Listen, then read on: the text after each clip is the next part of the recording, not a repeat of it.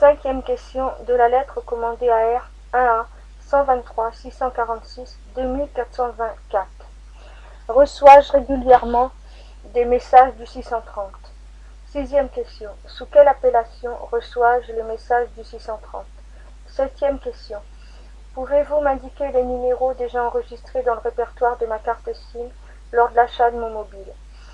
Huitième question. Quelle est l'appellation de chaque numéro déjà enregistré dans le répertoire de ma carte SIM lors de l'achat de mon mobile?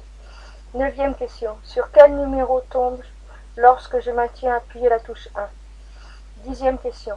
Pourquoi, lorsque mon correspondant compose les 10 chiffres de mon numéro, le numéro entrant commence-t-il par plus 33, alors que mon correspondant n'appelle pas de l'étranger? Mon répertoire n'est pas au format international. Onzième question. Pourquoi les messages que je reçois commencent-ils par plus 33, alors que mon correspondant a composé les 10 chiffres de mon numéro et qu'il n'appelle pas de l'étranger? Douzième question. Pourquoi les messages reçus du 118 000 ne commencent-ils pas aussi par plus 33? Plus 33 118 000. Treizième question. Pourquoi ne reçois-je pas toujours les messages laissés sur mon répondeur?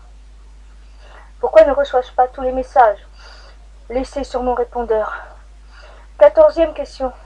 Pourquoi ai-je reçu un message du répondeur avec le numéro 06 60 66 0001 le 21 août 2016? Vous avez un nouveau message, alors qu'il ne figure même pas dans mon répertoire. Quinzième question. Pourquoi n'ai-je toujours pas eu de réponse écrite à mes questions suite au message du 614 reçu le 24 septembre 2016? Bouygues-Tel, suite à votre courrier, votre demande est actuellement en cours de traitement. Une réponse vous sera apportée dans les meilleurs délais. Service consommateur Bouygues Télécom. 16e question. Pourquoi le message reçu du 614 ne commençait-il pas aussi par plus 33 614? 17e question. Pourquoi ai-je reçu les appels de deux numéros commençant même par plus 33 suivis des 10 chiffres de ces deux numéros? Il y avait le premier zéro. 18e question. Pourquoi, lorsque j'ai composé les 10 chiffres d'un numéro d'un correspondant, était-il inscrit dans les appels composés plus 33 suivi des 9 chiffres du numéro? 19e question. De quel numéro de messagerie proviennent les messages reçus, les SMS? Je suis sur écoute illégale depuis des années. Je vous demande de me faire parvenir une facture détaillée de tous mes appels depuis un an.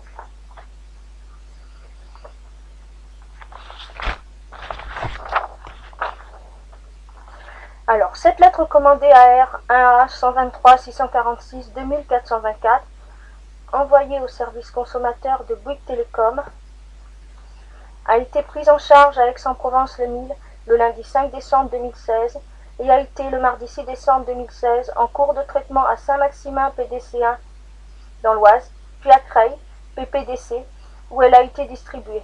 Bien que l'avis de réception comportât le tampon de Bouygues Télécom 60 436 Noailles-Cedex, toutefois service consommateur ne figure pas sur le tampon, cette lettre commandée à R n'a pas été distribuée à Noailles, mais à Creil, PPDC, le mardi 6 décembre 2016. Sur l'avis de réception, la signature du facteur ne figure pas. La date d'expédition et le code ROC ne sont pas mentionnés.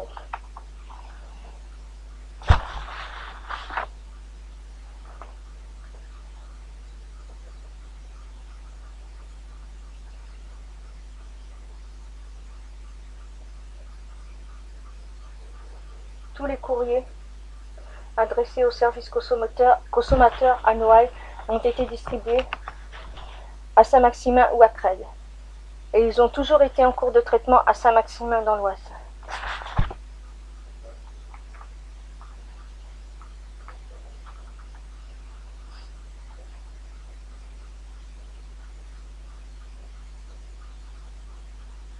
Noailles se situe tout de même à environ 32 km de Creil.